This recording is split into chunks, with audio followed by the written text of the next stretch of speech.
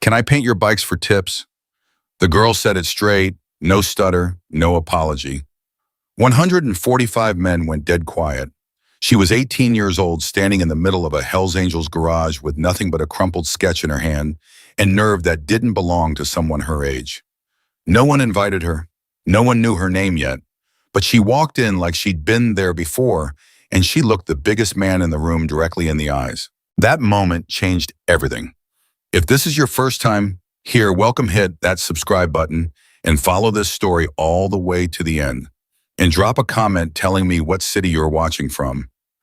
I want to see how far this ride goes. The garage doors were rolled halfway down against the afternoon heat, which meant the light came in low and sharp, cutting across the concrete floor in long, flat angles. It smelled like motor oil and cigarette smoke and old leather the way it always did on a Saturday. The kind of smell that meant business was done for the week, and the real business, the kind that didn't get written anywhere, was just getting started. Dagger sat at the head of the long center table with a bottle of water he hadn't opened and a roadmap he wasn't really reading. His real name was Robert Holt, but nobody in this room had called him that in 23 years. He was the road captain of the Iron Spine chapter, and he had a face that looked like it had been carved out of something harder than skin.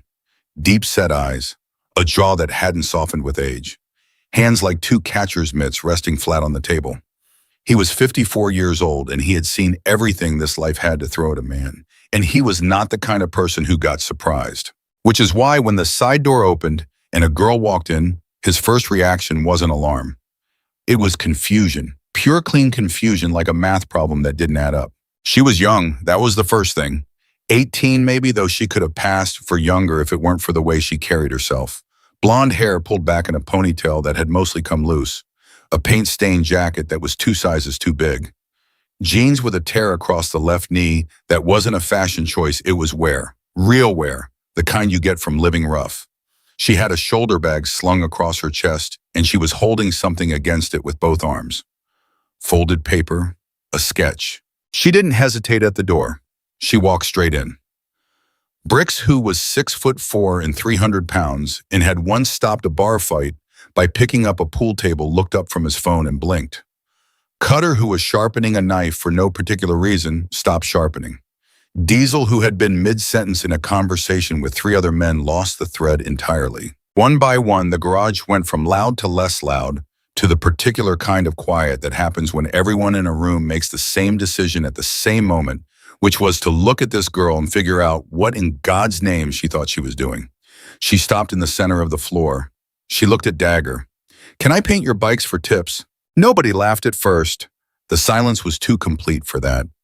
It took about 3 seconds, 3 full seconds of absolute nothing before Bricks made a sound that started in his chest and rolled out like a slow avalanche, and then the room cracked open. It wasn't mean laughter. Not exactly. It was the laughter of men who had seen a lot of strange things walk through that door over the years, and this was near the top of the list. A girl, 18, showing up on a Saturday with a busted jacket and a piece of paper and asking to paint bikes for tips. The kind of thing you'd hear about later and not believe. She didn't laugh. She stood there and waited. That was the thing that stopped it. Not her voice, not anything she said, just the fact that she was still standing there when the laughter died, with her chin up and her eyes on Dagger, and she wasn't embarrassed and she wasn't scared. She was patient, like she'd expected this exact reaction and had already moved past it. Dagger leaned back in his chair. He looked at her the way he looked at everything, measuring, calculating the weight of it. You walk into the wrong place, girl. No, she said. You know whose garage this is? Iron Spine chapter, she said. Hells Angels, you've been here 11 years.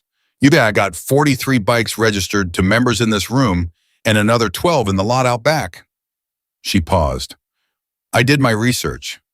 That got another laugh, but smaller this time. More uncertain. Cutter leaned forward. You got a death wish or something? She looked at him directly. I've got rent due Monday and $14 in my account, so I'm here. Nobody had an answer for that. Dagger uncapped his water bottle finally. He took a slow sip. He was thinking, and when Dagger was thinking, the room knew to stay quiet. You said paint, he said. Paint bikes. Custom work. Freehand. No stencils, no tape lines. I do portraits. Symbols, landscapes, anything you want on the tank or fenders, I can put it there. You got a portfolio. She pulled the folded paper from under her arm and held it out. Nobody moved to take it. She crossed the floor herself and put it on the table in front of Dagger. He unfolded it slowly the way you unfold something when you're not entirely sure what's inside. It was a sketch. Pencil, no color done on the back of what looked like a restaurant receipt. But it was even on the first glance, even before your brain had time to process the lines properly, it was good. The kind of good that stopped you. A motorcycle rendered in three-quarter view with the kind of detail that took either a machine or a person who had spent years watching how light landed on chrome. The shadows were right. The proportions were right. The way the handlebar curved and the fork raked and the exhaust pipe ran, all of it was right. Dagger looked at it for a long time. You drew this on the bus, coming here. He glanced up. On the bus. I had about 40 minutes and no reference. He put the sketch down. He looked at her again. That measuring look, but something had shifted in it, slightly, not softness, not exactly, but recalculation. And you want to do this for tips, he said. I'm not asking for a guaranteed rate. I'm asking for 2 hours and a blank surface. You see the result, you pay what you think it's worth. If it's nothing, I leave. If it's nothing, Brick said from his corner, you leave with a story about the dumbest walk-in we ever had. She turned to look at him. That a yes? Bricks looked at Dagger. Dagger looked at the sketch again. Give her the spare tank, he said finally, the one off the Softail. The room stirred. Not protest surprise. A few exchanged glances. Cutter raised an eyebrow and then shrugged and went back to his knife. Bones, the youngest full patch in the room at 31 with a shaved head and a habit of being in the wrong place at the right time, disappeared through a side door and came back dragging a gas tank that had been sitting unpainted for 3 months. He set it on the center work table without ceremony. 2 hours, Dagger said. No guidelines, no requests. You paint what you want and we judge what we see. Understood, she said. What's your name? She was already opening her bag, pulling out small paint bottles and brushes wrapped in a cloth roll. Emily, she said. Emily Carter. She said it like it was just a name. For now it was. Done. She set up without asking where anything was. She moved the tank to catch the light coming through the half-open door. She tested the surface with one finger, checking the finish. She uncapped 3 bottles of paint and lined them up in a specific order that apparently meant something to her. Nobody helped her. Nobody interfered. The room didn't go back to normal. It tried to. Conversations restarted in low murmurs near the far wall. Cards came out at one of the side tables. Diesel went back to whatever he'd been talking about before she walked in. But there was something happening at the edges of the room that no one was willing to acknowledge directly, which was that people kept looking over. Not staring, just checking. The way you check on something that's moving in your peripheral vision and you can't quite stop noticing it. She worked fast. That was the first thing. The brush went down confident, not tentative, not the way you'd expect from someone who was auditioning. There was no roughing in, no preliminary sketch on the metal she just started painting, like she already knew what was going to be there. Bones was the first one to drift over. He tried to make it look casual. He stopped about 6 feet away and picked up a magazine from a nearby shelf and looked at it without reading it, glancing at the tank sideways. What he saw made him put the magazine down. He took 2 steps closer. On the tank, a form was already taking shape. Dark background, almost black, laid in fast and even. And over it, white starting as thin lines that thickened and curved and intersected with a kind of logic that felt almost mathematical. It was building towards something. You couldn't tell what yet, but you could feel it coming, the way you feel a song before the hook hits. How long you been doing this? Bones asked. She didn't look up.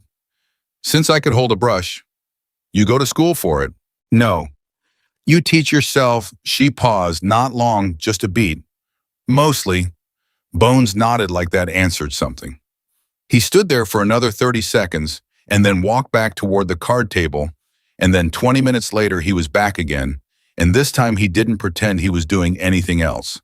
By the 40-minute mark, there were 4 men standing near the work table. By an hour, there were 11. Nobody said anything. Nobody was directing it. It was happening the way things happen in closed spaces when something real is occurring. People orbit toward it without deciding to. Dagger didn't move from his chair. He watched from a distance. He was good at that.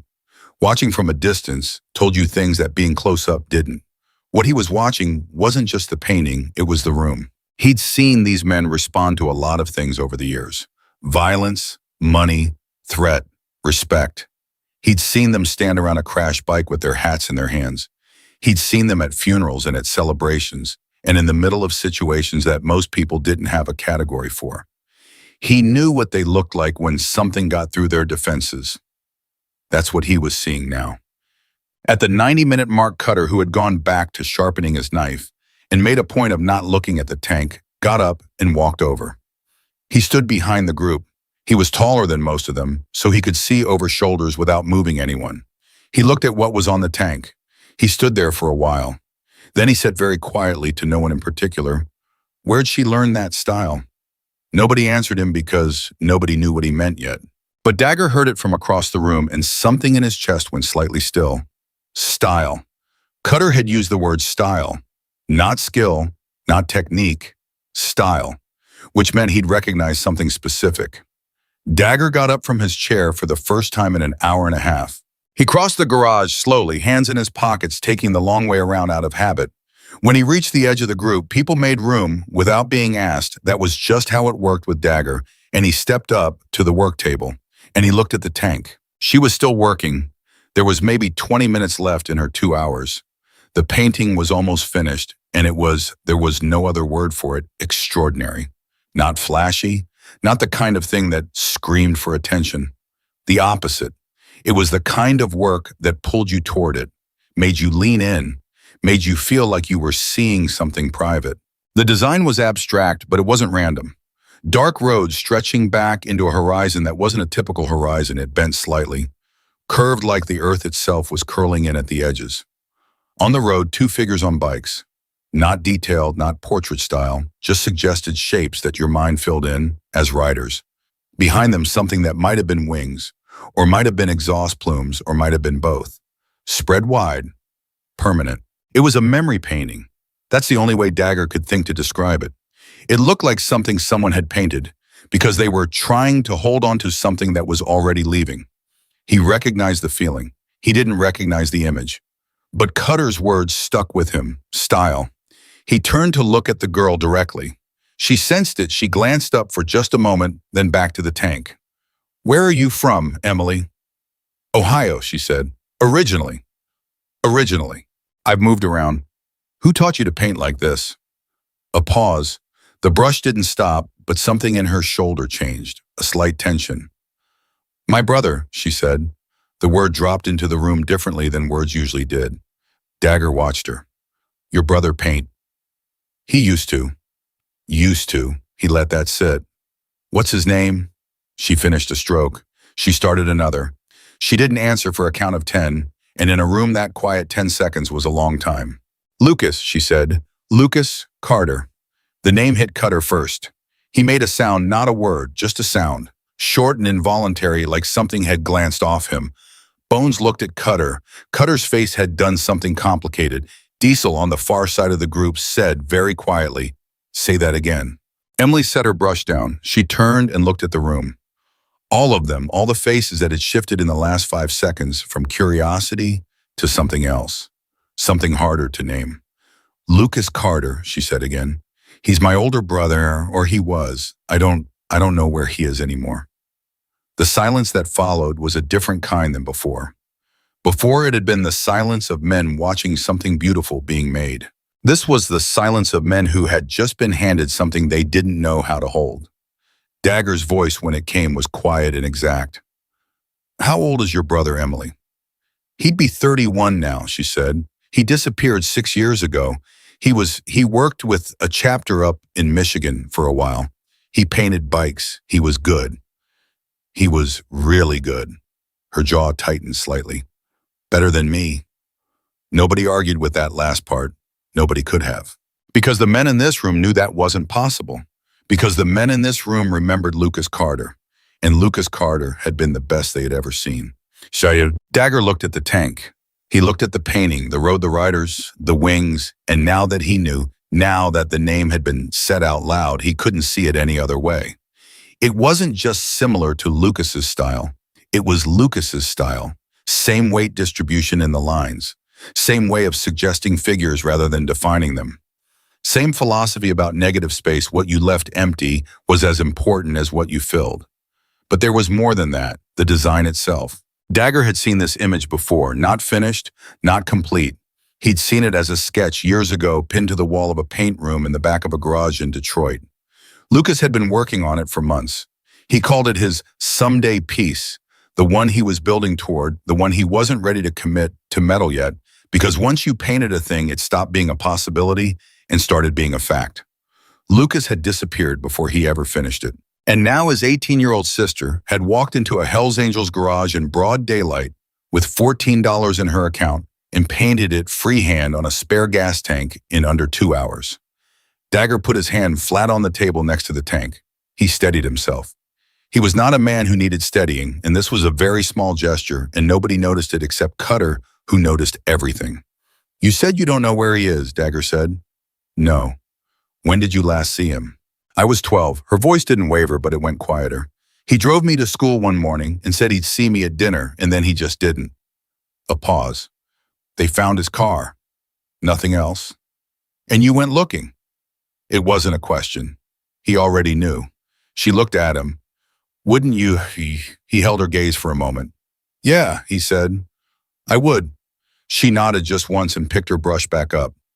The room stayed quiet for a while. Not the first kind of quiet. Not the second kind either. A third kind. The kind that comes after something important has been admitted into a space and everyone is trying to figure out what it changes. Because it changed things. Dagger could feel it in the room the same way you feel weather before it arrives. The way these men were standing, the way they were looking at each other, and then at the girl, and then at the painting, something had shifted in the room's architecture. She'd walked in as a stranger. She wasn't a stranger anymore. She was Lucas's sister. And Lucas, wherever he was, whatever had happened to him, had been family. Complicated family, the way all real family was complicated, but family.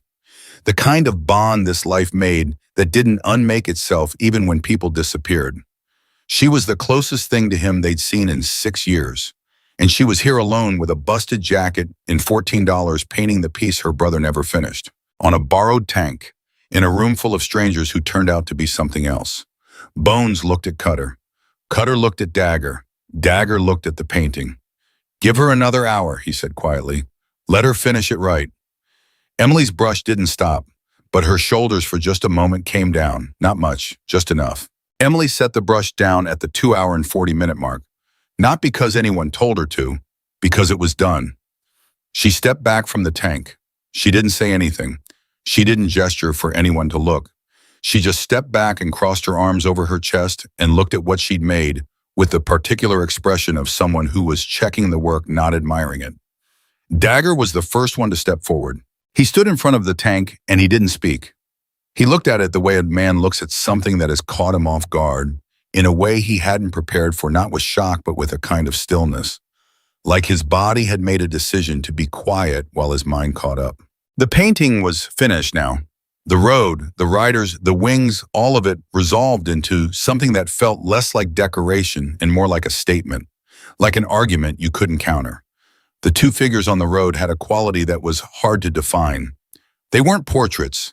They were more like echoes, the kind of shapes that didn't show you faces but made you feel like you knew exactly who they were anyway. Cutter came and stood beside Dagger. He was quiet for a long time.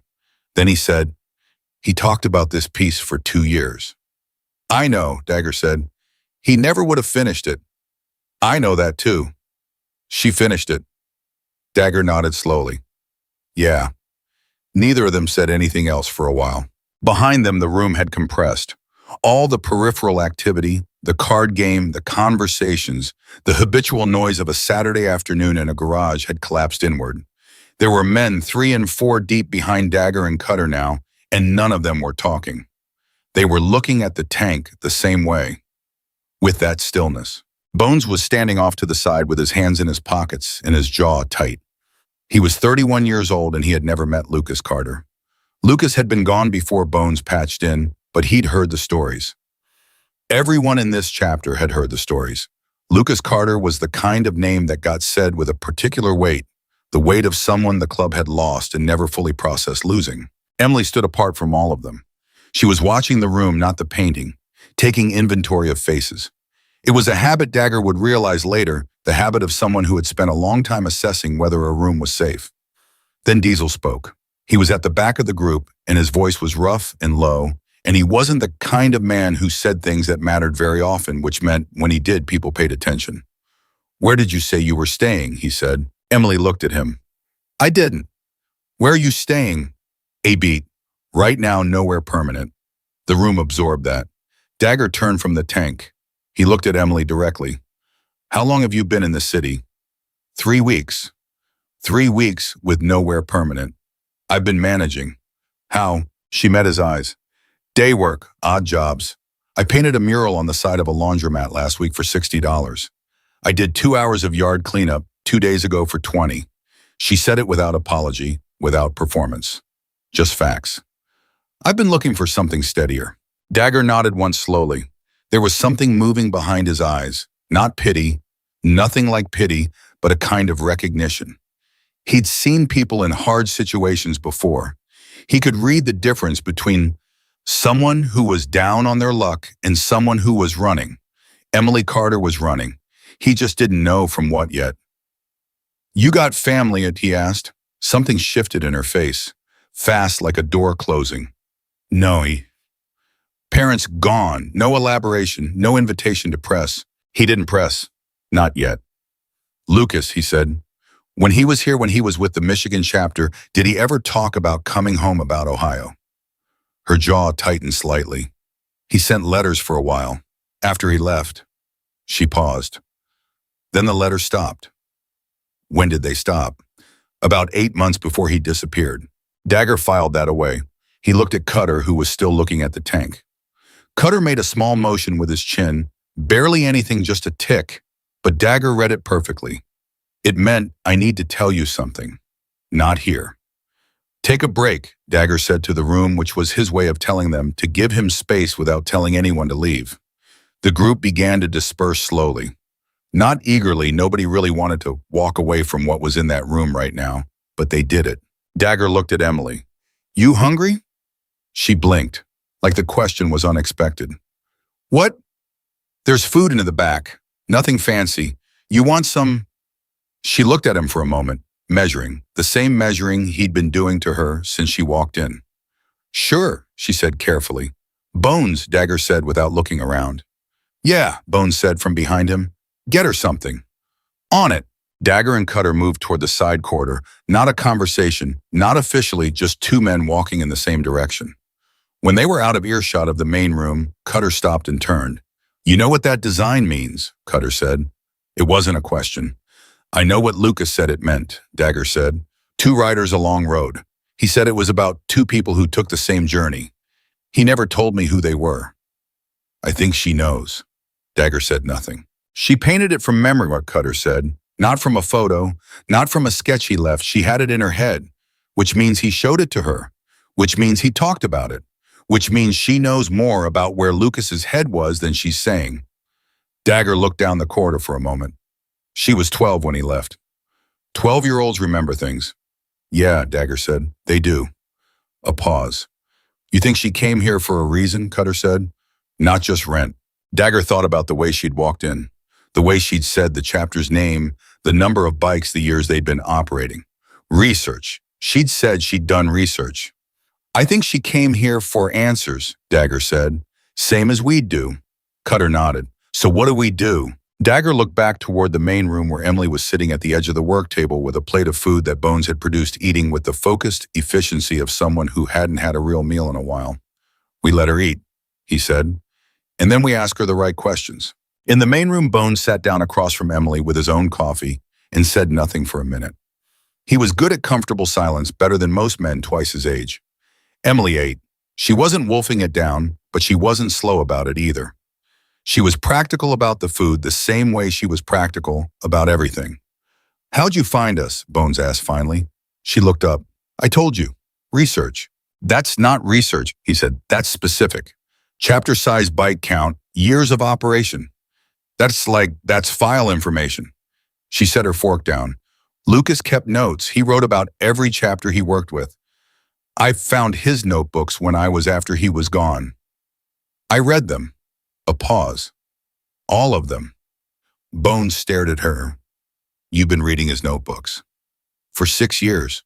And you came here because this was the chapter he wrote about the most. She picked up her fork again. He talked about Dagger, about Cutter, about how this was the place he felt she stopped. He felt like it was real. He said it was the realest place he'd ever been. Bones didn't say anything for a moment. He looked down at his coffee. He was right about that, he said quietly. She looked at him. Something in her face shifted, not much, just slightly, like a lock turning. You knew him? No, before my time, he glanced up. But the guys who did, they don't talk about many people the way they talk about him. She absorbed that, put it somewhere internal. What do they say, she asked. That he was one of the best they had ever seen, on a bike and with a brush. He paused, and that when he left something behind. Not a mess, more like an open question. Emily was very still. What was the question? Why Bones said simply, why he left the way he did. No warning, no goodbye, just gone. The word landed in her chest. She could feel it. Bones could see it land the way her posture shifted just slightly, something pressing against the inside of her from somewhere deep. I've been asking that question for 6 years, she said. Bones nodded. He didn't push. He just let it sit there between them where it belonged. That was when the side door opened and Dagger came back in, and the look on his face had changed. He wasn't wearing the measuring expression anymore. He was wearing something more like resolve. He came to the work table and stood across from Emily. He didn't sit. He put his hands flat on the table and looked at her and said, I need to ask you something direct, and I need you to answer me direct. Can you do that? She put her fork down. Yes. Why are you really here? Silence. Clean, deliberate silence. She was deciding something. I told you the truth, she said. I needed work. That's part of it. Yes, she said, that's part of it. What's the other part? Another beat. Then, Lucas's last notebook. The last thing he wrote before he disappeared, it mentioned this garage by name. It mentioned a conversation he had here about something he'd found out. Something that scared him. She held Dagger's gaze. He wrote that if anything happened to him, the people here would understand why. The room went very quiet, not the light quiet of before, something heavier. Dagger straightened slowly. He looked at Cutter, who had come back in and was standing near the door. Cutter's face was completely neutral, which meant something to Dagger because Cutter's face was only ever neutral when he was working very hard to keep it that way. You have this notebook, Dagger said. I have all of them. With you. She reached into the shoulder bag. She pulled out a small, battered journal, dark green cover pages, swollen with use. She put it on the table between them. Nobody touched it. The last entry, Emily said, is dated 2 weeks before his car was found. Dagger looked at the notebook. He looked at her. What does it say? It says he found proof that someone in his supply chain, someone who sold him materials, was using the business as a cover for something else, something illegal. It says he confronted them. It says, she stopped, breathed. It says he was afraid of what they might do, and it says the only people he trusted with the information were here. Cutter pushed off from the wall. He crossed his arms. Why didn't you go to the police? Her expression didn't change, but her eyes did. Something cold and definitive passed through them. I was 12. By the time I was old enough to do anything, the trail was 6 years cold, and nobody official cared about a missing itinerant painter with a complicated background. A pause. I care. Nobody in the room had anything to say to that. Dagger picked up the notebook. He didn't open it. He just held it with both hands and looked at the cover for a moment, and something in his face did something complicated. Something that was about more than the notebook, more than this girl, more than this afternoon. It was the face of a man touching something he'd thought was gone forever. You should have told us this the minute you walked in, he said. I know, she said, but I didn't know if you'd listen.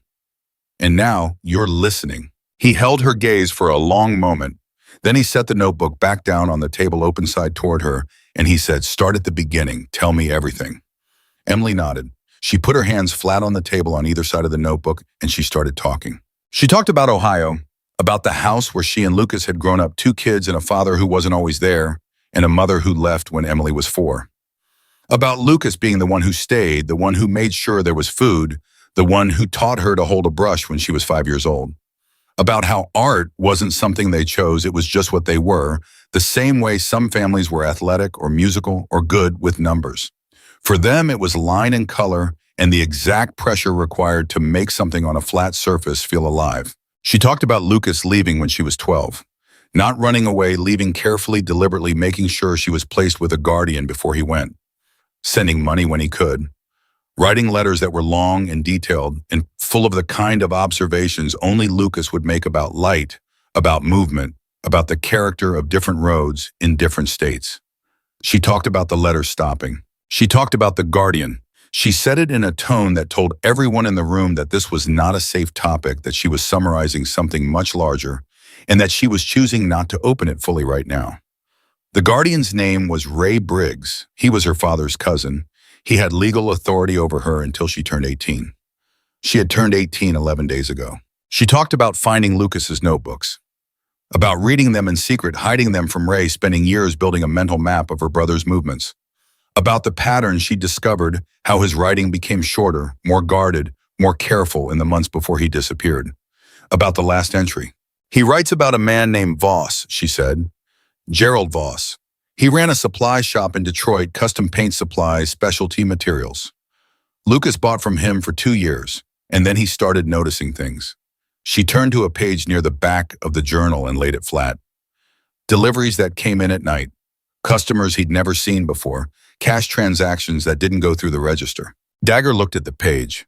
Lucas's handwriting was small and precise and slightly cramped, the handwriting of someone who had a lot to say and limited space to say it. He thinks Voss was moving something through the supply shop, Emily continued. He doesn't know exactly what. He writes that he saw something. He shouldn't have a crate in the backroom label on the outside that didn't match what was inside. She paused. And then he writes that Voss saw him see it. The room was completely still. 2 weeks later, Emily said he was gone. Dagger closed the notebook carefully. He looked at Cutter. Something passed between them, fast, professional, the communication of men who had navigated serious situations together for a long time. This Voss, Dagger said. You know if he's still operating? I looked him up before I came here, Emily said. The shop closed 4 years ago, but Gerald Voss is still alive. He's in Ohio now. She looked at Dagger very steadily. He's in the same city as Ray Briggs. That landed differently than anything else she'd said.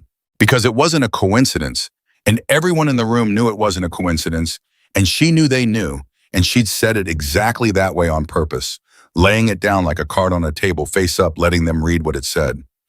Dagger sat down for the first time since he'd gotten up.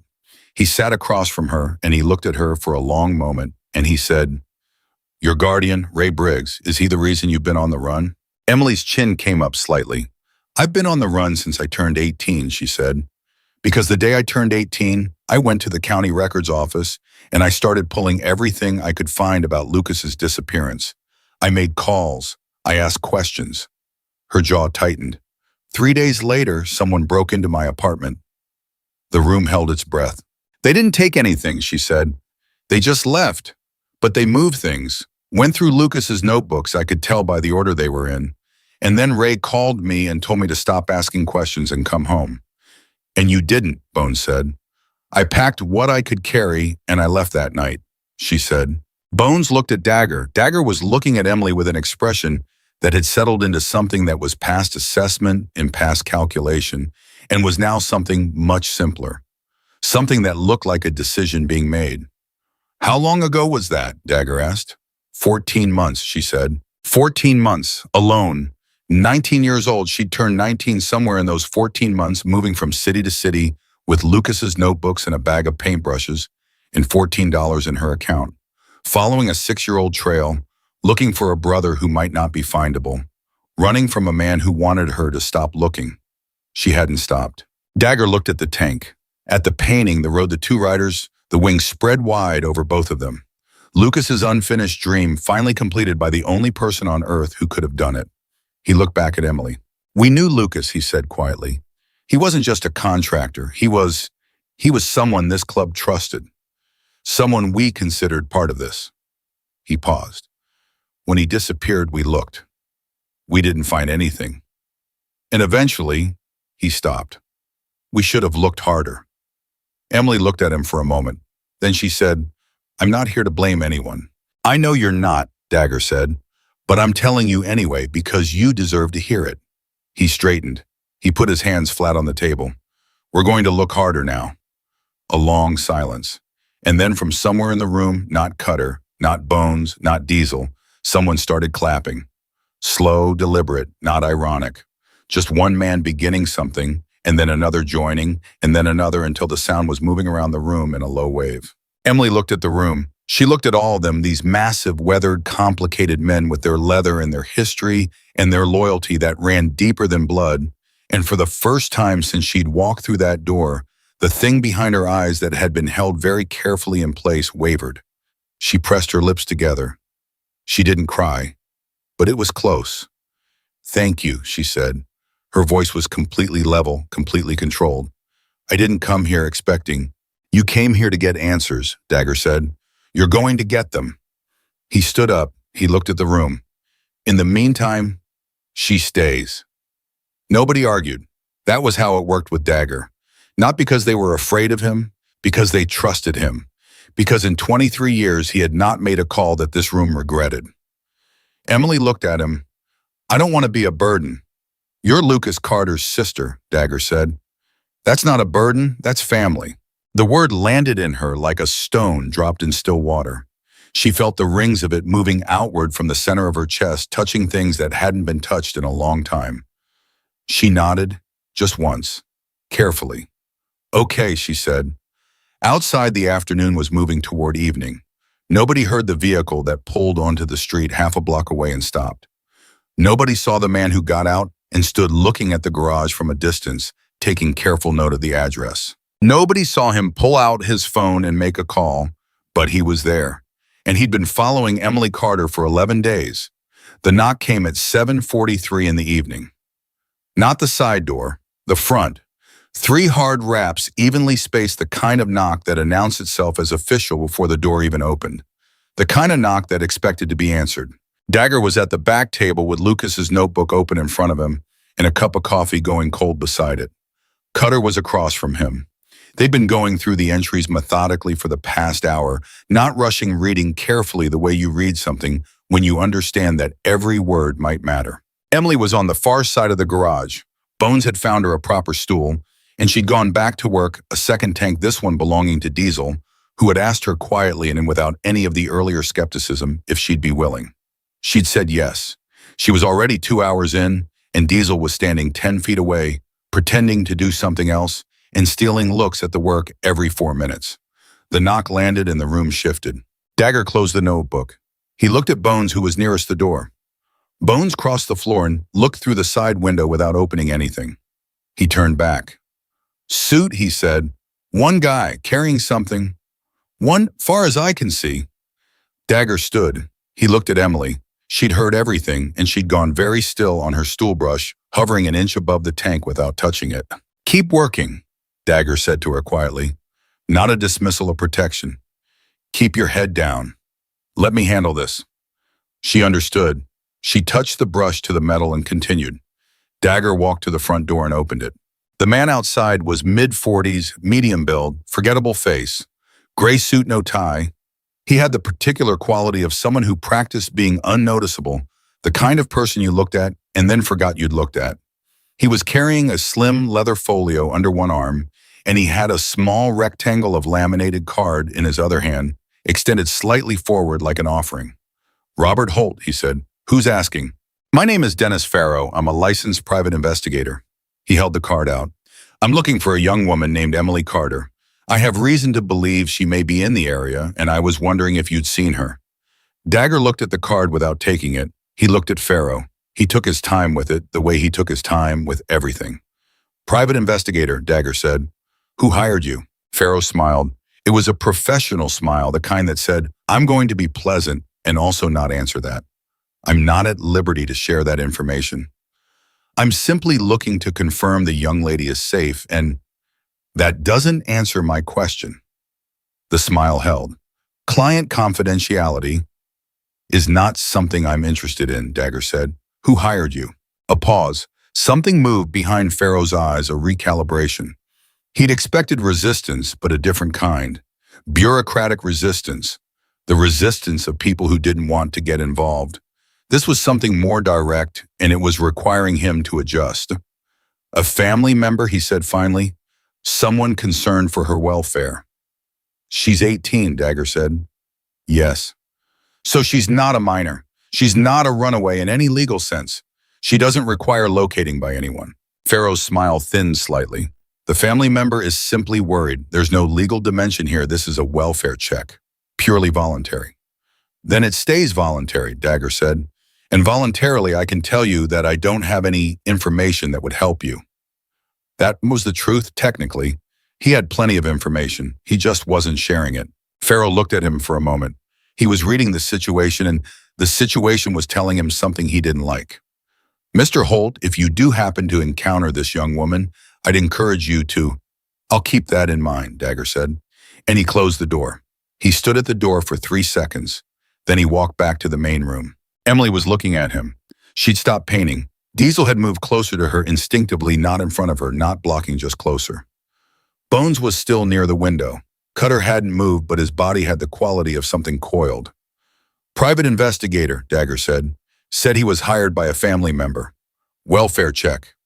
Emily's face did several things in rapid succession and then settled into something flat and precise. Ray, she said. That was my read. He's been tracking me. She said it without surprise, which was its own kind of statement. She'd assumed this was possible. She'd been operating under the assumption that she was being followed, and she'd come here anyway.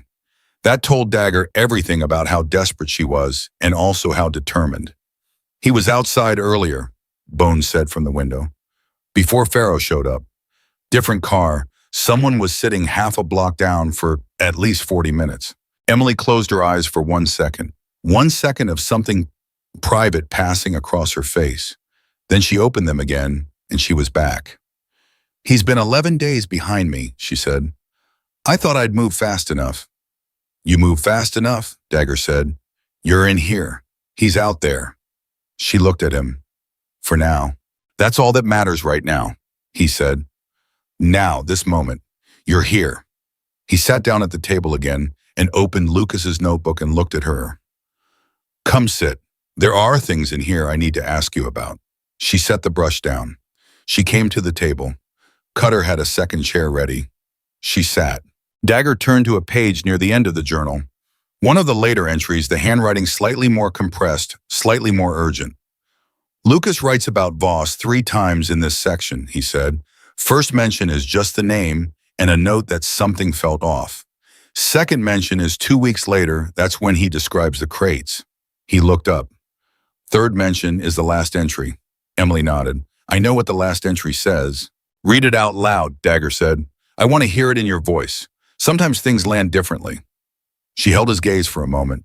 Then she took the notebook from him and found the page. The last entry. She'd read it so many times she could have recited it without looking, but she looked anyway because the handwriting mattered to her. Because it was his. She read, I showed Dagger and Cutter what I found.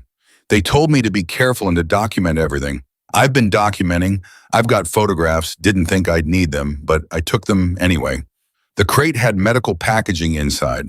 Not medical supplies. The packaging. The kind they use for controlled pharmaceutical transport. Empty. The crate should have had paint thinner and epoxy resin. It had empty pharmaceutical packaging instead. Voss saw me looking and I played it off, but he knows. He was different after that, quieter. The kind of quiet that has a decision behind it. I've moved the photographs somewhere safe. If anything happens, the people here will know what to do with them. She stopped. The room was silent. Photographs, Dagger said. I know, Emily said. I looked. I went through everything in the house after he disappeared. I never found them. He wrote that he moved them somewhere safe, Cutter said. Not somewhere in the house. She looked at him. I know that. I've been trying to figure out where for 6 years. Cutter leaned forward. He put his forearms on the table. He was choosing his words. When Lucas was here in the months before he disappeared, he spent a lot of time in the back paint room. He was working on something, larger scale than his usual commission work. He paused. We didn't think anything of it at the time. After he was gone, we cleared out his space. But we weren't looking for anything in particular. Emily's eyes sharpened. What was in the space when you cleared it? Paint supplies, brushes, some personal items. We boxed those and put them in storage because we didn't know who to send them to. He looked at Dagger. Dagger made a small nod. We still have the box. Emily went completely still. You have his things, she said. In the back storage room, Cutter said. I haven't thought about it in years. It's just been, he stopped. I'm sorry. There should have been a better effort to locate his family. We should have found you. You didn't know I existed, she said. We should have looked. A silence. She let it be there. She didn't absolve him and she didn't condemn him. She just let it sit. Can I see the box, she said. Cutter stood up. Yeah, he said. You can.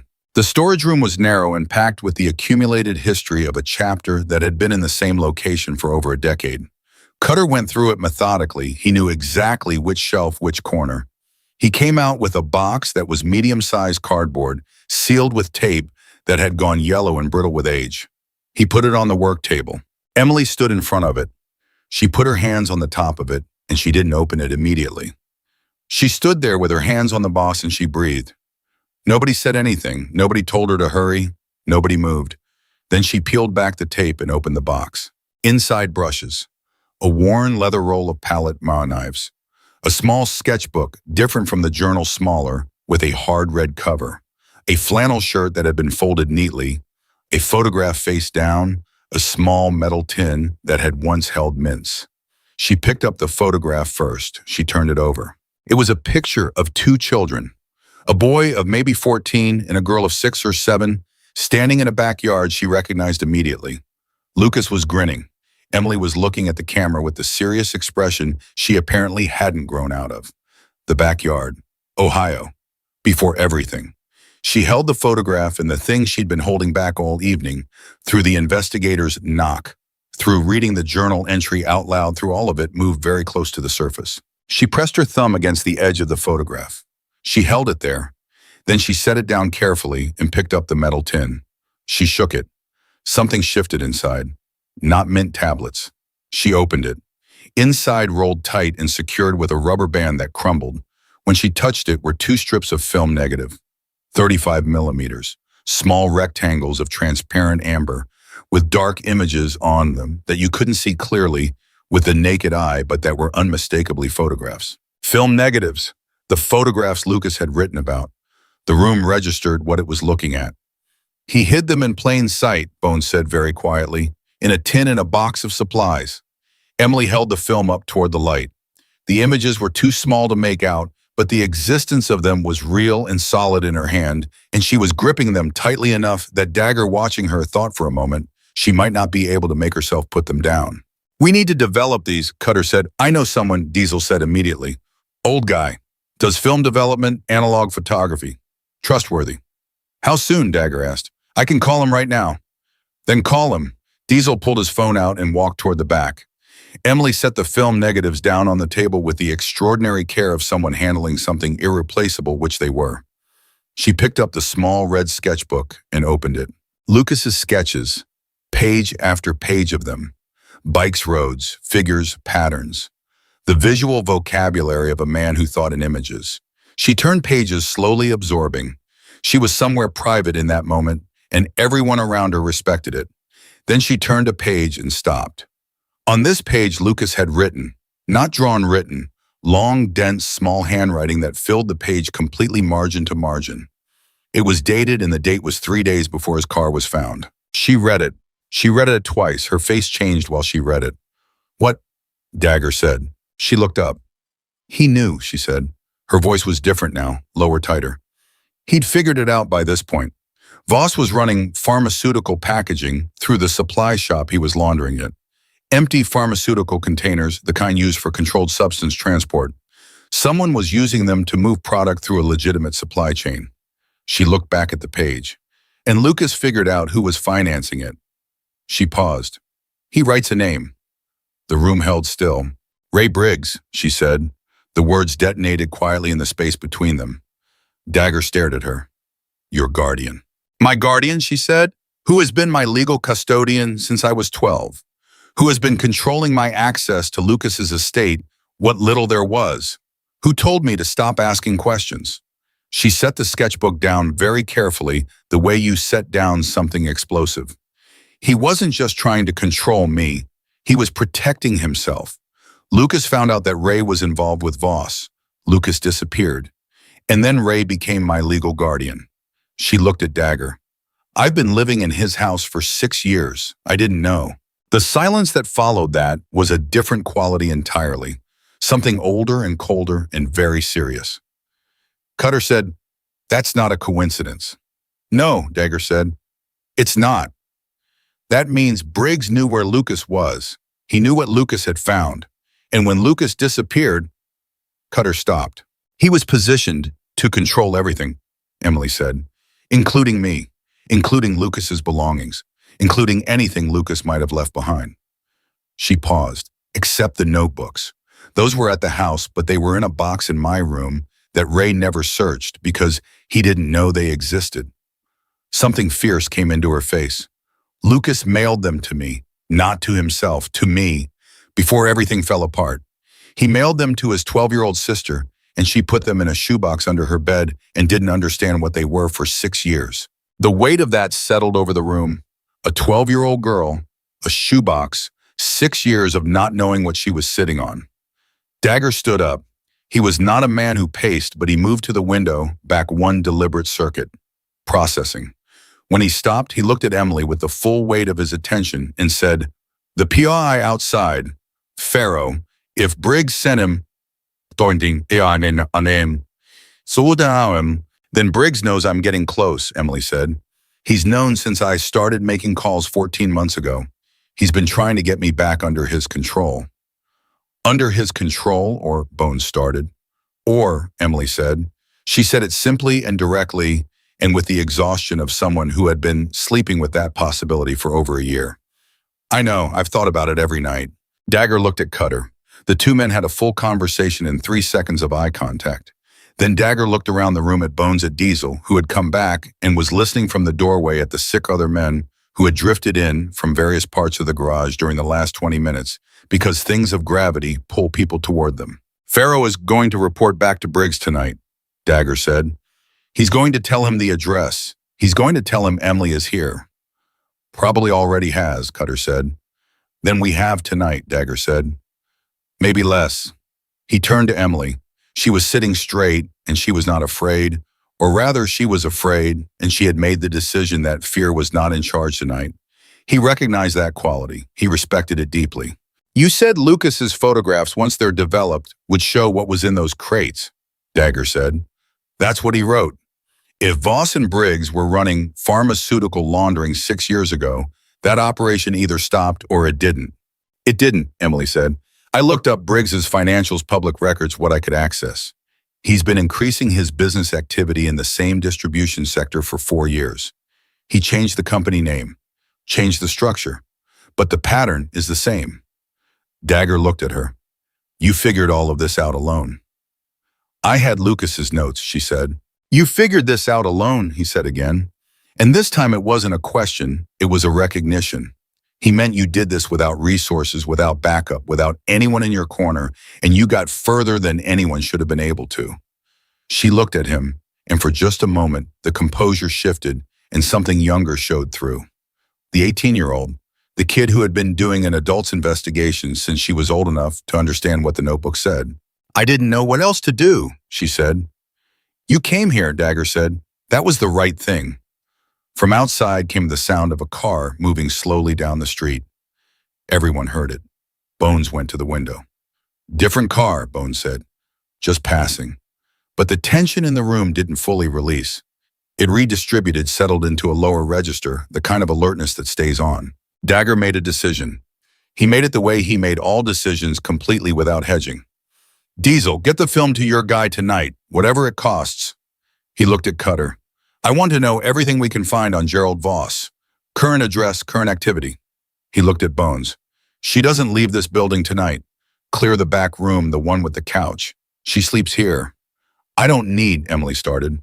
You need to be somewhere. Pharaoh can't knock on a door and walk you out, Dagger said. That's what you need. She looked at him. The fierceness in her face was still there, but something underneath it had shifted, the particular shift of someone who has been doing everything alone for so long that the offer of help doesn't compute immediately. It had to travel somewhere farther than most things traveled, had to get past the walls that 14 months of solitude had built. Okay, Bahan, she said quietly. Bones was already moving. Diesel was already on his phone. Cutter was at the table with a laptop that had appeared from somewhere, already typing. The garage had transformed. It had the quality now of a place where a specific thing was happening, purposeful and organized, every person in the room moving with the particular efficiency of people who knew how to operate under pressure. Emily picked up the red sketchbook. She held it against her chest. She looked at the tank, Diesel's tank with her unfinished painting on it. The road was there, the horizon. She hadn't added the figures yet. She had an idea about who they would be. What she didn't know yet, what none of them knew yet, was that Gerald Voss's name was about to appear in a place none of them expected. Not in the photographs, not in the notebooks. In a police report filed that afternoon. A police report about a fire at a storage facility in Columbus, Ohio. The facility where Emily Carter had been keeping the original copies of 3 of Lucas's notebooks. Someone had known exactly where to look, and they hadn't waited for morning. Cutter found the fire report at 11:17 and at night. He didn't announce it immediately.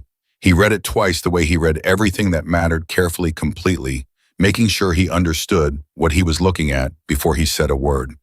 Then he looked up from the laptop and across the table at Dagger. Columbus, he said. Dagger looked at him. Storage facility fire, filed this afternoon at 4:12. Unit registered to an Emily Carter. He paused. Declared arson by the investigating officer at 6:45. The room went quiet in that particular way it had been going quiet all evening, in waves like something dropping into water. Emily was on the couch in the back room. Bones was with her. Dagger stood up and went to the corridor doorway. Bones, he said, bring her out. 30 seconds later, Emily came through the doorway with Bones behind her. She'd been trying to sleep. She hadn't been sleeping, but she'd been trying, and she looked at Dagger's face and stopped walking. What happened? She said. Dagger pulled out a chair. Sit down. Tell me first. He held her gaze. Storage facility in Columbus. Your unit. They're calling it arson. She sat down, not because he'd pulled out the chair, because her legs made the decision without her. She sat very still for a moment. Then she said, the notebooks. What was in the unit? 3 of the original notebooks, she said. Her voice was flat and precise, the voice of someone who is managing something very large with very controlled machinery. I made copies. I have copies, but the originals... She stopped. I kept them there because I thought a storage unit was safer than carrying everything with me. I thought... She stopped again. The copies are here, Dagger said. In my bag, yes. She looked at him. Someone knew about the unit. Yes. That means someone's been tracking me longer than 14 months. To know about the unit, they'd have to have known where I was when I rented it. She was thinking out loud fast. I rented it 8 months ago. I was in Columbus for 3 weeks. I paid cash. I used a false name. Her jaw tightened. I used Lucas's name. Emily Carter Lucas. Made up last name. The unit was under that. Cutter looked up from the laptop. The report lists it as Emily Carter. No hyphen. No Lucas. She stared at him. That's not the name on the unit. That's what the report says. The implication landed on everyone in the room at the same time. The report had been filed with the wrong name. Her real name.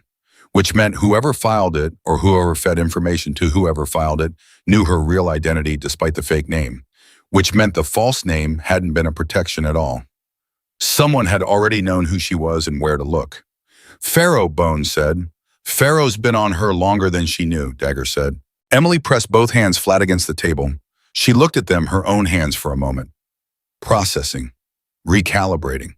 She was running the timeline in her head, and everyone could see her doing it, could see the calculations moving across her face.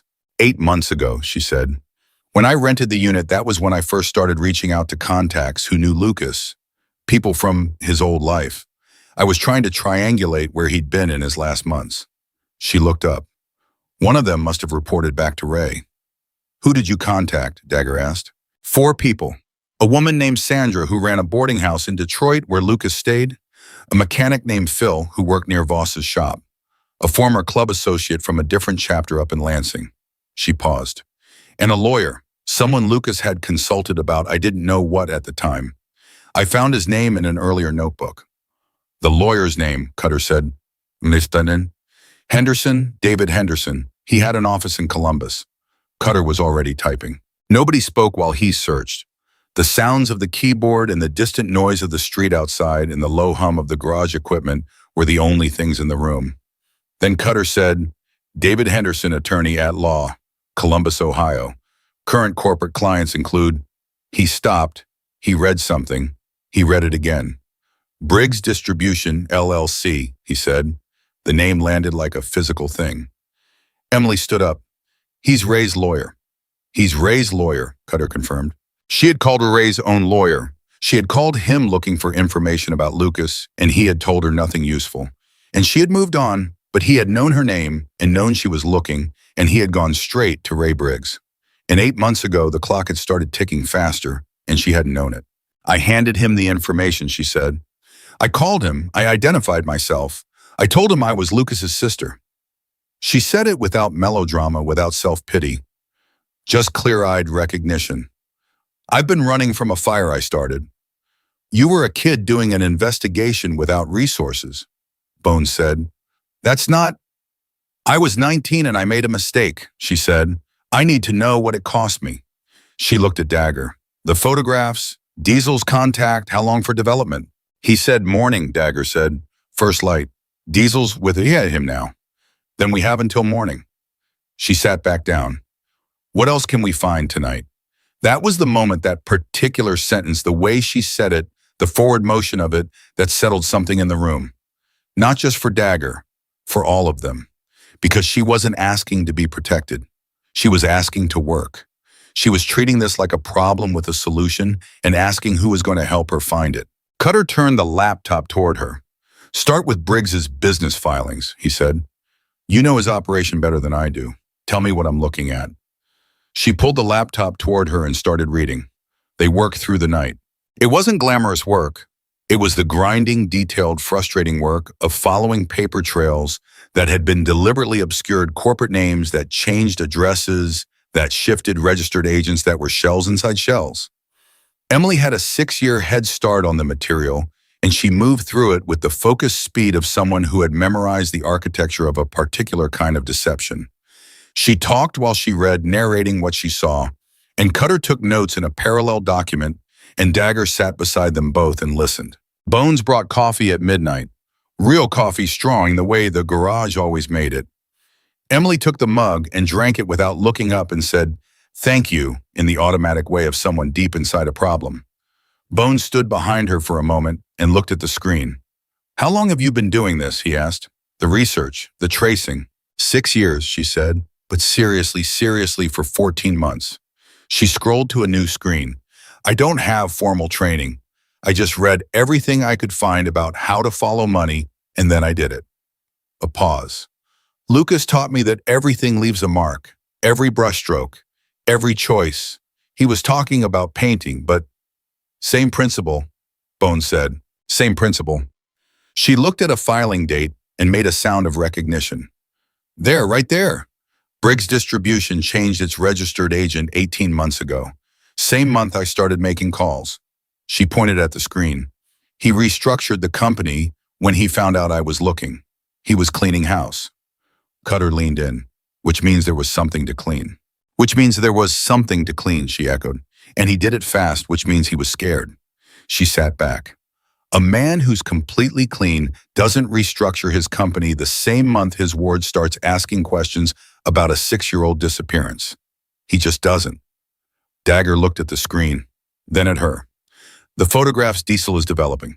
If they show what Lucas wrote, pharmaceutical packaging, inside crates labeled for art supplies, it establishes that Voss's shop was being used for laundering controlled substance packaging, Emily said, which puts Voss in the picture, and the connection between Voss and Briggs.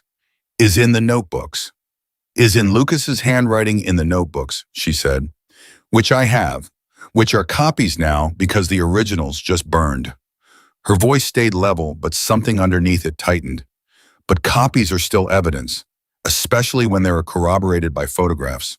Is it enough? Bones asked. Silence. For what? Emily said. For the police, for someone official to care. She looked at him with an expression that was not unkind but was very honest. I don't know, she said. 6-year-old case. Missing person never classified as suspicious. No body. A man with a legitimate business and a lawyer on retainer. She paused. Evidence that points in a clear direction but doesn't prove the end of the story. So what's the play? Bones asked. Dagger answered before Emily could. We don't go to local police, he said. Local police is Briggs's territory. He's been operating in Ohio for 20 years. He has relationships. He looked at Emily. There are federal avenues for pharmaceutical trafficking, DEA. And if the trafficking connects to other charges, it does, Emily said immediately. I found a pattern in his filings that matches a known distribution method for diverted, controlled substances. It's not just packaging. The packaging was being used to recertify a product that had been... She stopped. She looked at the room at Dagger and Cutter and Bones and the other men who had gathered in the last hour. Diverted pharmaceuticals, legal medications that get pulled from one supply chain and resold through another. It's worth millions. Voss's shop was a relay point, a legitimizing mechanism. And Briggs was financing it, Cutter said. And Briggs was financing it, she said, and Lucas found out, and Lucas is gone. She said the last sentence without inflection. It was a fact. She'd been living inside that fact for 6 years, and she'd made a kind of peace with the shape of it, even though the peace was incomplete and probably always would be. Dagger looked at her for a long time. We know someone, he said, federal level, a contact who operates outside the normal channels. Someone who has worked cases like this before and who doesn't owe Ray Briggs anything. Emily looked at him. DEA adjacent, Dagger said. He's worked joint task forces. He's not someone you find through official channels, but he's official enough to matter. He paused. I'd have to make a call I haven't made in 3 years. Make it, Emily said. No hesitation, no qualification. Dagger looked at her for one more second. Then he picked up his phone and walked to the far end of the garage. The call lasted 11 minutes. Everyone could see him, but nobody could hear what he was saying. He stood with his back to the room, one hand in his pocket, talking low and steady. His posture didn't change through the entire call, which with Dagger meant the conversation was going the way he wanted it to go. He came back and sat down. He'll meet us tomorrow afternoon, Dagger said. Once the photographs are developed, we package everything, the photos, the notebook copies, the corporate filings Emily has identified, and we present it in person.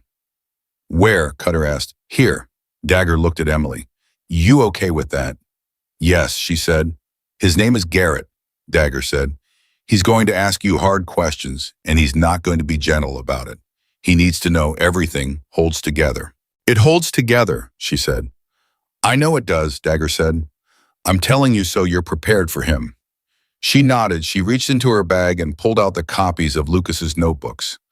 3 composition books filled cover to cover with her handwriting, transcribed from the originals, and she put them on the table in front of her, and she aligned them neatly, and she put her hand flat on top of them. I've been preparing for this conversation for 6 years, she said. I'm ready. It was 2 a.m. Bones brought more coffee. Someone produced sandwiches from somewhere. The garage had taken on a different quality in the deep hours of the night, quieter in some ways, more concentrated.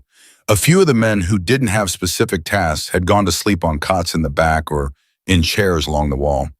But the core group, Dagger, Cutter, Bones, Diesel, who had come back at midnight with news that the photographs were being processed and would be ready by 6, stayed at the table. Emily was still working.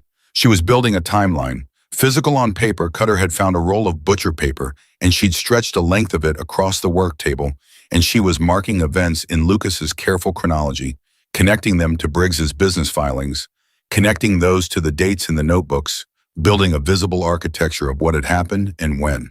It was, Dagger thought, watching her, exactly what Lucas would have done. The same instinct, make the invisible visible. put it on a surface where it could be seen and understood. At 3:45, her phone vibrated. She looked at it and went rigid. "What?" Dagger said immediately. She turned the phone so he could see the screen. A text message. Unknown number. 3 words. "Stop. Come home." The room read it. Bones said Briggs. Or Pharaoh, Cutter said, on Briggs's behalf. Emily stared at the message. She had the expression of someone looking at something that had been trying to intimidate her for a very long time and had not yet succeeded. She set the phone down face up on the table. She picked up her pen. She went back to the timeline. Dagger watched her do it. He watched her look at a message that was designed to frighten her into compliance, and she turned away from it and went back to work. He thought about Lucas, about the man he'd known, the painter with the steady hands and the quiet precision and the ability to see a finished thing before anyone else could see the possibility of it. He thought about what it cost to raise a sister alone, what you put into a kid when you're the only one doing the putting. What of yourself you poured into someone else because you had nowhere else for it to go. He understood now why Emily Carter's brushstrokes were the way they were, why they were confident and exact and alive with something that went beyond technique. Lucas had put himself into her, everything he was, and then he'd been taken and she'd spent 6 years carrying him forward. At 4:30, Diesel's contact called. Diesel listened for 40 seconds and then said, "Yeah," and hung up and looked at the room. "Photographs are clear," he said. "All of them, 22 frames," he says. He paused, reading from a note he'd written. He says there's pharmaceutical packaging clearly visible in multiple frames, labels, product codes. He photographed the developed prints digitally so we can have the images by 5. Emily put her pen down. She covered her mouth with one hand for exactly 3 seconds. Then she put her hand down and looked at Dagger. "Lucas took 22 photographs," she said. "He was thorough." "He was always thorough," Dagger said. "He knew he might not be around to explain them," she said, "so he made sure they explained themselves." Nobody said anything to that. The digital copies arrived at 5:12. Cutter opened them on the laptop and turned the screen so Emily could see. She leaned forward. The photographs were grainy old films, 6 years in a tin, but clear enough. Crates, interiors of crates. And in the crates, pharmaceutical packaging boxes, inserts, labels, the specific clinical white and blue packaging of controlled substance transport containers. In one frame, a label was visible enough to make out partial text, a medication name, a DA, a schedule classification. In another frame, the one that made Emily's breath catch a hand was visible at the edge of the crate. Just a hand partially in frame reaching in. A man's hand with a ring on the 3rd finger. A specific ring, a signet ring with a flat rectangular face. Emily knew that ring. She had seen it every day for 6 years. She pointed at the screen with one finger very steady. "That's Ray Briggs's hand," she said. "That's his ring. He had it custom made. I've never seen another one like it." Dagger looked at the photograph. He looked at her. "You're certain?" "I'm certain," she said. He sat back in his chair. He looked at the ceiling for one moment, just one, and then he looked back down at the table and at the timeline Emily had built across the butcher paper, and at the notebooks, and at the screen with the photographs, and at this girl who had walked into his garage 24 hours ago with $14 and a crumpled sketch, in the quiet devastation of someone who had been carrying an impossible weight alone for too long. He thought about Lucas, about the morning Lucas had shown him the sketch that Emily had finished on that tank, about the 2 riders in the road and the wings, about what Lucas had said standing in this exact garage 6 years ago. "Someday I'll do it right. Someday when I know how it ends." He knew how it ended now. Not cleanly, not without cost. But it ended here in this room with evidence on a screen, in a girl who had refused to stop, in a chapter that had failed her brother and was not going to fail her. His phone alarm went off at 6. He stood up. He looked at the room, at the men who had stayed up through the night, who were tired and alert and ready. He looked at Emily, who had dark circles under her eyes and paint still on her hands, and the expression of someone who had passed through exhaustion and come out the other side into something cleaner. "Garrett gets here at 2, Dagger said. "We have 8 hours. Clean up the evidence package. Make it airtight. Make it something he can't dismiss." He looked at each face in the room. "And nobody opens that front door today without my say-so." He looked at Emily last. "You did the hard part," he said. 6 years of it. Let us do the next part with you." She looked at him. Something in her face was different from the girl who had walked in yesterday afternoon. Something had settled. Not peace, peace was a long way off still, but solid ground. The specific feeling of standing somewhere real after a long time standing on nothing. Okay, she said. Outside, the street was beginning to go gray with early morning. A car rolled past. A dog barked 2 blocks away and then stopped. And 2 miles across the city, in a motel room he'd checked into under a corporate card, Dennis Farrow was on the phone with Ray Briggs and he was saying, "She's still in the garage. They're keeping her in. And she's got something, Ray. I don't know what yet, but the way they're moving in there, she's got something." On the other end of the line, Ray Briggs was quiet for a long time. Then he said, "I'll handle it myself." And he hung up. Ray Briggs arrived at 9:47 in the morning. Not Farrow, not another proxy. Briggs himself, which told Dagger everything he needed to know about how scared the man was. Scared people stopped delegating. Scared people showed up.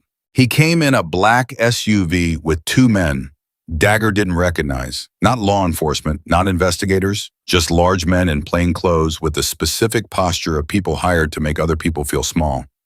Briggs got out first. He was 61, heavyset, with gray hair cut close, and the kind of face that had learned to look reasonable over a long career of being anything but. He wore a jacket despite the morning heat. He walked toward the garage door like he owned the street. Bones saw the SUV from the window and said one word: company. Dagger was already on his feet. Emily looked up from the work table where she'd been organizing the evidence package for the 4th time, making sure every document was in sequence, every photograph, labeled the timeline on the butcher paper, annotated and clean. She saw Dagger's posture, and she knew. "He's here," she said, "not a question." "Stay back," Dagger said. "No," she said. He looked at her. "He's been making decisions for me for 6 years," she said. "I'm done staying back." He held her gaze for 1 second. Then he nodded once and turned toward the door. He opened it before Briggs could knock. The 2 men looked at each other across the threshold. Briggs was good, Dagger gave him that. His face didn't show surprise. It showed the practiced reasonableness of the man who had spent decades presenting himself as the calmest person in every room. "Mr. Holt," Briggs said, "I apologize for coming unannounced. I'm Ray Briggs. I'm the legal guardian of a young woman named Emily Carter, and I have reason to believe she's 19, Dagger said. "You're not her legal guardian anymore. She aged out 11 days ago." A beat.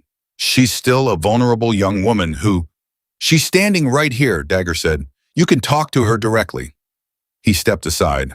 Briggs looked past him and saw Emily standing at the work table with her hands flat on the surface and her chin level and her eyes on him, with an expression that had nothing young or vulnerable in it.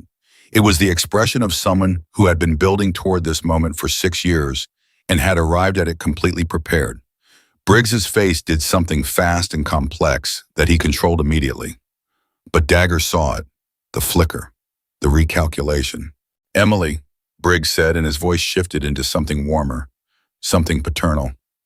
"I've been so worried about you. Come on, let's go home and talk through whatever—" "Gerald Voss," Emily said. The name stopped him like a physical interruption.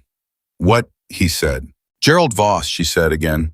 "His shop in Detroit, the crates, the pharmaceutical packaging." She kept her voice completely level. "Lucas knew. He wrote it down. He photographed it." She looked at Briggs without blinking. "I have everything." The warmth left Briggs' face. Not dramatically, it didn't collapse. It didn't crack. It simply withdrew like a tide going out, and what was underneath it was older and harder and less interested in performance. "You don't know what you're talking about, sir," he said. "I know exactly what I'm talking about," she said. "I've had 6 years to learn it." The 2 men behind Briggs shifted slightly. Bones on the right side of the room shifted too. Cutter on the left didn't move at all. He didn't need to move to communicate that he was absolutely present and absolutely ready. Briggs looked at the room. He was counting men and reading positions and making assessments and arriving at a number he didn't like. He looked back at Dagger. "Whatever she's told you," Briggs said, "you're getting one side of a complicated situation. This girl has mental health issues. She's been—" "Stop," Dagger said, quietly, completely. Briggs stopped. "You drove here yourself," Dagger said. "That tells me you're scared." Scared men tell the same kind of lies. They attack the person making the accusation instead of the accusation itself. He tilted his head slightly. You want to tell me Emily Carter has mental health issues? Fine. After you explain why your lawyer called you the same day she reached out to him, after you explain why you restructured Briggs' distribution the same month she started asking questions, after you explain why a storage facility with her belongings burned down yesterday afternoon. Briggs's jaw tightened. We have photographs, Dagger said. Film negatives that Lucas hid before he disappeared. Developed last night. Clear images of pharmaceutical packaging inside supply crates at Voss's shop. He paused. In one image with your hand in it, your ring, custom signet rectangular face. I understand you had it made specially. The silence that followed was a different quality than any silence that had come before. It was the silence of a man watching the walls close in and understanding that he has run out of room. One of the men behind Briggs moved, just a step forward slightly, the beginning of something. Cutter said, don't. Just that word. The man stopped. Briggs looked at Dagger. Something in his face was making a final calculation. Dagger had seen that look before, the look of a person deciding between two bad options and trying to find the one that costs less. What do you want? Briggs said finally. I don't want anything, Dagger said. Emily. She looked at Briggs. She'd been waiting for this question. She knew exactly what she wanted. I want to know where Lucas is, she said. Briggs said nothing. That's all, she said. Everything else, the evidence, the federal, contact the case that's going forward regardless. I can't stop it, and I'm not trying to, but I want to know what happened to my brother. Her voice was steady, and it was the steadiness of a person standing in the middle of something devastating and refusing to be moved by it. You owe me that. Briggs looked at her for a long time. He was a man who had made many calculations in his life, and this was the last one that mattered, and he knew it, and she knew it, and the room knew it. He's alive, Briggs said. The room detonated silently. Nobody made a sound, but the air changed, physically, changed the way it changes in a space when something massive shifts. Emily didn't move. Where? I don't know exactly, Briggs said. That was the arrangement. He agreed to disappear. In exchange for... He stopped. In exchange for what? She said. In exchange for me not involving you, Briggs said. He found out what I was doing. He threatened to go to the authorities. I told him that if he did, you'd be caught in the middle of it, that you'd be affected, that I could make things very difficult for a 12-year-old girl whose legal guardian was under federal investigation. He said it without pride, without shame, with the flat affect of someone reporting facts they've already processed. He agreed to walk away. He left the car. He left the life. He's been, I don't know where. I cut contact. That was also part of the arrangement. Emily was very still. He left, she said slowly, to protect me. Briggs said nothing. He thought if he stayed, if he pushed forward, I'd get hurt, she said. So he walked away from his whole life, from me. He let me think he was dead or she stopped. She pressed her lips together. She breathed through her nose once it controlled. He's been out there for 6 years thinking he's protecting me. Yes, Briggs said. While I've been looking for him, she said. While I've been running, She stopped again. The room was very quiet. Dagger looked at her. He was watching something extraordinary, watching a person receive the best and worst news of their life simultaneously and hold both of them without breaking. Lucas was alive. Lucas had sacrificed himself. Lucas didn't know she'd been running. Lucas didn't know about the notebooks, the photographs, the 6 years of work. Lucas didn't know that the thing he'd walked away from to protect her had been dismantled by her anyway. You can't contact him, Briggs said. I don't have a way to... I'll find him, Emily said. Her voice had changed. Something in it that had been tightly controlled for the entire conversation loosened slightly, not into tears, but into something more like forward motion.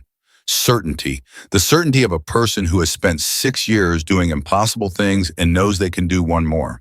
I found everything else. I'll find him. Bones made a sound that wasn't quite a laugh and wasn't quite a sob. He covered it with a cough and looked at the floor. Dagger looked at Briggs. You need to leave now, he said. My federal contact arrives at 2 o'clock. Whatever you do between now and then is your business, but you need to leave. Briggs looked at Emily one more time. He was trying to find something on her face, maybe regret, maybe hesitation, maybe the 12-year-old girl he'd had leverage over for 6 years. He didn't find any of those things. He found a 19-year-old woman who had walked into a Hells Angels garage with $14 and a crumpled sketch and had methodically, patiently, completely dismantled everything he'd built. He turned and walked out. His 2 men followed. The SUV left. The room held its breath for 3 full seconds after the sound of the engine faded. Then Bones said, "Lucas is alive," and the words in his voice were something between a question and a statement, and the room received them like a current passing through. Emily sat down. Not from weakness, it was more like the deliberate lowering of something that had been held at a specific height for a very long time and was now permitted to rest. She sat down and she put her forearms on the table and she looked at her hands. Dagger sat across from her. He didn't say anything immediately. He understood that some moments needed to be inhabited before they needed to be spoken about. After a while, she said, "He was protecting me." "Yeah," Dagger said. "He didn't know I'd come looking." "No. He thought he was the sacrifice," she said. "He thought if he disappeared quietly, nothing would touch me." She looked up. "He didn't know I'd found the notebooks. He didn't know I'd spent 6 years." She stopped. A sound moved through her, not quite a laugh, not quite a cry, something in between that had 6 years of loneliness and relief and fury and love compressed into it. "He's going to be so angry at me." "Probably," Dagger said. "Good," she said. "I'm angry at him too." Cutter from across the room said quietly, "That's the most Lucas Carter thing I've ever heard." Emily looked at him. Something shifted in her face, something opened. "You really knew him?" "Yeah," Cutter said. "We really did." She nodded slowly. She looked at the work table at the timeline, the notebooks, the photographs, the evidence package built through an entire sleepless night. 6 years of work laid out on a surface in a garage where her brother had once stood and painted and called it the realest place he'd ever been. "I need to find him," she said. "You will," Dagger said. "But first, Garrett, at 2, we finish what we started." She looked at him. "You'll help me find him after, when this is done." Dagger held her gaze. "This chapter has contacts in every state," he said. "If Lucas Carter is out there anywhere, we will find him." He paused. "That's a promise from this room." She held the eye contact. She was measuring it. She measured everything. This girl assessed everything, and she found it solid. "Okay," she said. Garrett arrived at 1:58. He was a compact man in his 50s, gray at the temples, with the economical movements of someone who didn't waste energy on anything that wasn't necessary. He shook Dagger's hand. He looked at the room. He looked at Emily. "You're the one who built the package," he said. "Yes," she said. "How old are you?" 19. He looked at the butcher paper timeline stretched across the work table. He looked at the notebook copies stacked precisely at one end and the photograph prints arranged chronologically at the other. He looked at the corporate filing summaries annotated in Emily's neat small handwriting. He took it all in with the expression of someone accustomed to evaluating evidence and finding it wanting, and whose expression was doing something more complicated than that. "Walk me through it," he said. Emily walked him through it. She talked for 40 minutes without stopping. She was precise, sequential, unemotional, in the way that investigators needed, not because she didn't have feelings about the material, but because, sure, she understood that feelings were her business and evidence was his. She separated them cleanly, and she presented the case the way Lucas had taught her to present a painting. Start with the structure, let the detail build, don't show the conclusion until the foundation makes it inevitable. Garrett asked 7 questions during the 40 minutes. Sharp, specific questions. She answered each one without hesitation. When she finished, he stood at the work table for a moment looking at the photograph of Briggs's hand, the ring, the rectangular signet face, unmistakable against the edge of the pharmaceutical crate. "The subject made a statement this morning," Dagger said. "Verbal, acknowledged awareness of the operation and confirmed the arrangement with Lucas Carter." Garrett looked at Dagger. "Witnessed." 12 witnesses, Dagger said, "in this room." Garrett looked around the room at the 12 men who looked back at him with the complete equanimity of people who had nothing to hide and were very clear about what they'd heard. "All right," Garrett said. He looked back at Emily. "This is sufficient to open a formal investigation. The photograph is going to be the linchpin. Chain of custody will need to be established for the film. The PI Farrow will want his records, his communications with Briggs." He paused. The storage facility fire is going to be a separate track. Arson in service of evidence destruction, that's a serious add-on charge. How long? Emily asked. Investigation of this scope a year, possibly 2. She nodded. She'd expected that. 6 years had calibrated her expectations about timelines. The subject, Briggs, you said he left voluntarily this morning, Garrett said. Yes. He'll lawyer up within the hour if he hasn't already. He said it without concern. That's fine. That's expected. He looked at Emily. You did the right thing bringing this here instead of going to local authorities. Briggs has deep roots in Columbus. This needed to be federal from the start. I know, she said. Garrett looked at her for a moment with the expression of a man recalibrating something. You said your brother disappeared 6 years ago. Yes. And you've been building this case since. Since I was old enough to understand the notebooks, she said, seriously for 14 months. Alone. Until yesterday, she said. Garrett glanced at Dagger. Dagger said nothing. He didn't need to. Garrett opened his folio and began writing. I'm going to need formal statements from everyone who witnessed the conversation with Briggs this morning, he said. And I want the original film negatives. I'll get them to the lab directly. And I want every corporate filing you've identified with your annotations. He looked at Emily. You're going to be a material witness. You understand what that means. The case needs you. You stay available. You stay safe. She stays here, Dagger said. Garrett looked at him. That your call? That's the chapter's call, Dagger said. Unanimous. Garrett looked around the room again. 12 men. Unanimous. He made a sound that was almost but not quite a laugh. Right, he said. All right. That works. The statements took the 3 hours. Garrett was thorough. He came back to details, pressed on timelines, made sure everything was consistent and documented. He treated each man in the room with the same level-eyed directness, and he treated Emily the same way, which she appreciated more than she said. At 5:30, he packed his folio and stood. This moves now, he said to Emily. You started something this morning that isn't stopping. Good, she said. He held out his hand. She shook it. He left. The garage was quiet for a while after that, a long, processing kind of quiet, the kind that comes after something has been finished that took a very long time to finish. Bones was the first one to move. He went to the work table and looked at the ground tank, Diesel's tank, the one Emily had been working on when everything broke open this morning. She'd gotten maybe 2/3 of the way through it before Briggs arrived. The road was there. The horizon was there. The figures weren't complete yet. You going to finish it? He asked. Emily looked at the tank. She looked at her brushes still rolled in their cloth on the edge of the table. She looked at the painting, what was there and what wasn't yet. Yeah, she said. Tonight. She picked up her brushes. Dagger watched her uncap a paint bottle and make the particular testing motion she always made before she started brush to finger checking. Consistency, and something settled in him that had been unsettled since the minute that side door opened yesterday afternoon, and this girl walked in like she'd been there before. He thought about Lucas, about reaching him, about the look on a man's face when he finds out that the sacrifice he made, the enormous, costly, lonely sacrifice of his entire life, didn't hold.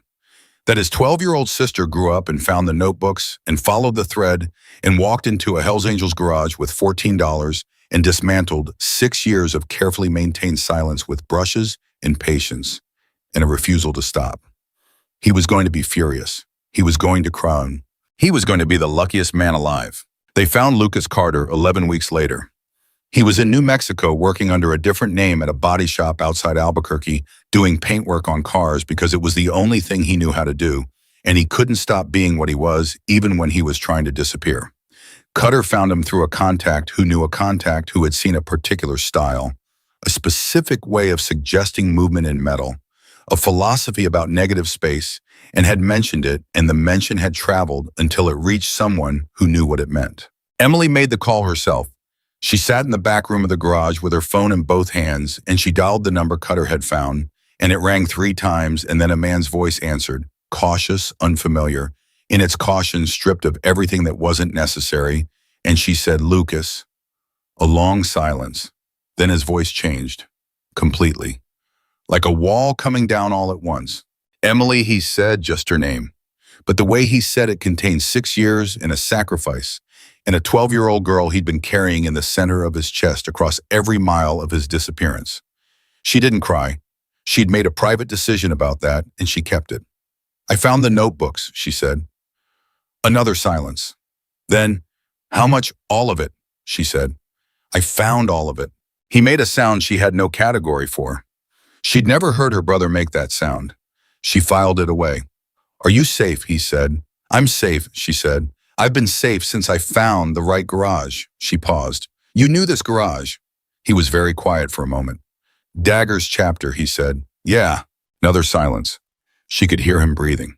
She could hear him processing the thing that was too large to process quickly, that his sister had found the one place he'd trusted, the one chapter he'd written about was something close to love, and that they'd done what he'd hoped they'd do. He kept his word, Lucas said. He kept his word, she said. Emily. His voice broke slightly on the second syllable. Just slightly. I'm sorry. I know, she said. Come home. He drove for 3 days. When he walked through the garage door on a Tuesday morning, Dagger was the first person he saw. Lucas Carter was 31 years old and he was thinner than anyone remembered, and his eyes had the particular quality of someone who had spent 6 years being very careful about everything. He stopped just inside the door and he looked at Dagger, and neither of them spoke for a moment. Then Dagger put his hand out. Lucas took it. And then Emily came through from the back room and Lucas saw her, and the careful, controlled, 6 years cautious expression on his face went away completely, and in its place was something that had no armor in it at all. She crossed the floor. She didn't run. She was her brother's sister, which meant she walked steady, deliberate, all the way to him, and when she reached him, she put her arms around him and held on with the specific grip of someone who had been planning this grip for a very long time and was not going to let go until they were ready. Lucas's arms came around her. He was shaking slightly. He pressed his face against the top of her head and he held on. Dagger looked at the room. The men around him, Cutter and Bones and Diesel and all the rest, were looking at the two of them with a collective expression of people who have seen a lot of hard things in their lives and know with absolute certainty when they are watching something good. Cutter leaned toward Dagger. She finished the tank, he said quietly. Last night, Diesel's tank. I know, Dagger said. I saw it. She added the second rider, Cutter said. Dagger nodded. Lucas's rider, he said. Cutter said nothing for a moment. Then, it's the best thing I've ever seen in this garage. On the work table behind them, Diesel's tank caught the morning light the way painted metal does. Holding it, giving it back, changed the way all real art does. The road stretched back into a curved horizon. 2 riders side by side, wings spread wide over both of them. Not reaching, not departing, just there. Permanent. The way things are when they finally find their right place. Emily Carter had walked into this garage with $14 and a crumpled sketch and a 6-year wait that would have broken most people before they were 20. She had not broken.